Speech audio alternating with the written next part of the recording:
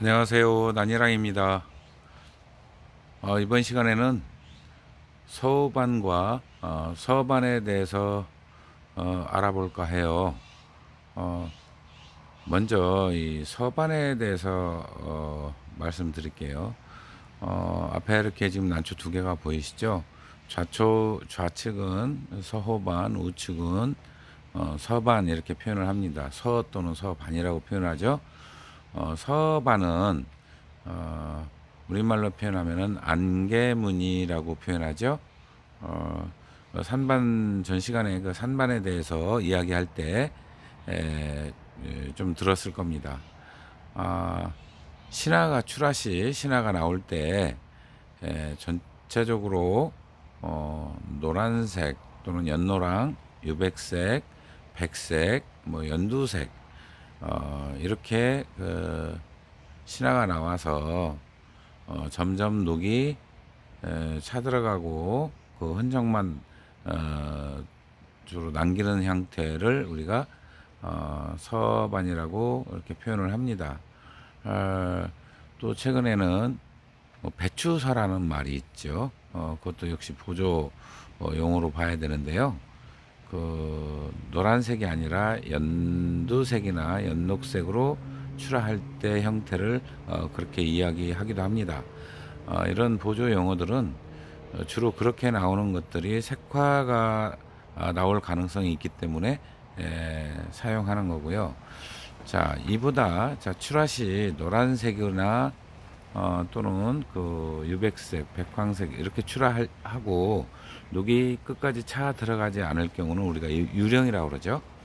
자, 그런데 우리가 산에서 이제 많이 헷갈리는 게 뭐냐면 유령인지 아닌지 그 동자묘 밭에서는 사실 잘 모릅니다. 그래서 어떤 분들은 노랗게 나올 때는 유령일 가능성이 높고 유백색이나 미황색 또는 백색으로 출하할 때는 그 서반으로 갈 가능성이 높다 이렇게 표현하는데요. 꼭 그렇지도 않습니다. 물론 확률상으로는 틀린 얘기는 아니고요. 자, 이제 그렇게 표현을 합니다. 그리고 자, 유령에 대해서 좀 말씀드리면 유령은 그 전공하신 분들 이야기가 세포 배열, 입의 입장에 세포 배열이 불안정한 상태로 나오기 때문에 그 입이 탄다고 그래요. 그래서 그 기부 쪽에 우리가 이제 그 벌부 쪽으로 녹이 있는데도 불구하고 탄다고 이상하게 생각하시는 분들이 많은데 그거는 그 녹이 있다 하더라도 타 들어간다면 우리가 함께 묶어서 유령이라고 표현을 합니다. 그러나 엄밀히 따지면 유령과 마찬가지로 기부 쪽이나 그 녹이 차 들어옴에도 불구하고 입이 타서 그 입이 그 소실이 된다면 세포 구조상 문제가 있기 때문에 배열 구조상 문제가 있기 때문에 탄다고 그러죠. 그렇기 때문에 그것도 우리가 통칭 묶어서 유령이라고 이렇게 표현을 합니다. 자, 그리고 우리가 기부서반 이런 얘기를 들어보셨을 겁니다. 여기도 그런 난초가 좀 있는데요. 기부서반을 우리가 또 근안반이라고도 합니다. 자주 생사하시죠. 그 전에는 이런 그 구체적으로 그 명칭을 나눌 때 사용했던 용어고 최근에는 거의 사용을 안 하죠. 그래서 최근에는 거의 사용하지 않기 때문에 그런 말은 있었다라고 정도만 아시면 될 것 같고요. 자, 그러면 서반은 그렇고 이제 서호반은 우리가 그 우리말로 굳이 표현을 한다면 안개 얼룩무늬다 이렇게 표현해야 맞을 것 같습니다. 호피반을 얼룩무늬라고 표현하기 때문에 서반과 호피반을 합쳐서 안개 얼룩무늬다 이렇게 표현해야 맞을 것 같고요. 자, 출하는 똑같습니다만 신화가 나올 때는 거의 비슷한데요. 녹이 호피반처럼 차들어오는 것, 요 앞에 보이면 자, 근데 그 경계가 정확히 명확하게 경계를 이루는 게 아니라 그라데이션, 즉 자연스럽게 섞이는 형태로 무늬가 완성이 됩니다. 그래서 노란색이나 그러니까 그 바탕색이 녹색 바탕에 노란색 또는 연노란색, 미황색이라고도 표현하고요. 백색으로 자연스럽게 어우러진 형태를 우리는 서호반이다. 저 앞에 보이는 이런 난초를 이야기합니다. 이거는 모양이 이쁘고 괜찮죠. 근데 이 서호반이라고 하는 품종이 전부 이렇지는 않고요. 대부분 무늬가 소멸이 돼요. 그래서 2년째까지도 무늬가 남아 있다가 3년째부터 서서히 소멸돼서 시간이 지나면 그 무늬가 누구로 꽉 차가지고 서호반 흔적이 잘 구분이 되지 않는 그런 형태들이 대다수입니다. 그리고 2년째부터 소멸돼서 차들어가는 것도 많고요. 또 한 가지는 신화가 나올 때 노랗거나 다 그렇지 않습니다. 일반 아주 연녹으로 나와서 그 연녹에서 무늬, 그러니까 그 연녹이 벗겨지면서 무늬가 나타나는 경우도 의외로 많습니다. 그리고 아예 녹색으로 출하해서 또 그렇게 되는 경우도 있고요. 자, 서호반 형태는 아주 굉장히 다양한 형태로 나타납니다. 이 앞에 있는 이 난초도 먼저 이 호피반 이렇게 살펴보면 3년이 지난 쪽도 무늬가 그대로 유지가 되는 반면, 자, 신화를 자세히 한번 볼까요? 신화를 이렇게 보면, 자, 연녹색으로 나왔죠. 진한 녹색이 아니라 연한 녹색으로 나와서 이것도 역시 무늬가 드러나는데요. 호피반처럼 소출을 하지 않아도 호피반처럼 그 무늬 경계가 나타나는데, 그게 호피반처럼 딱 경계를 이룬 게 아니라 흘러가는 무늬로, 즉 그라데이션 형태의 무늬로 남기 때문에 서호반이라고 이렇게 이야기를 합니다. 그래서 서호반과 호피반 차이는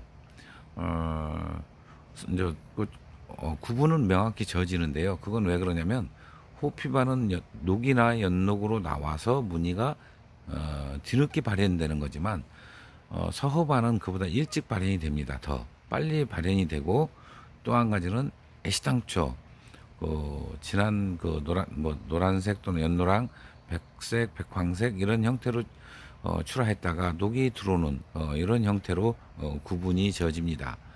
자, 서호반은요, 반대로 대부분 색상, 바탕색을 노란색이나 유백색 또는 백색 이런 형태로 출하하는 경우가 대부분이고요. 연녹색으로 나와서 다시 녹이 차 들어가는 경우도 물론 있지만 극히 드물고요. 그런 경우는 잎 앞면과 뒷면의 차이가 있고요.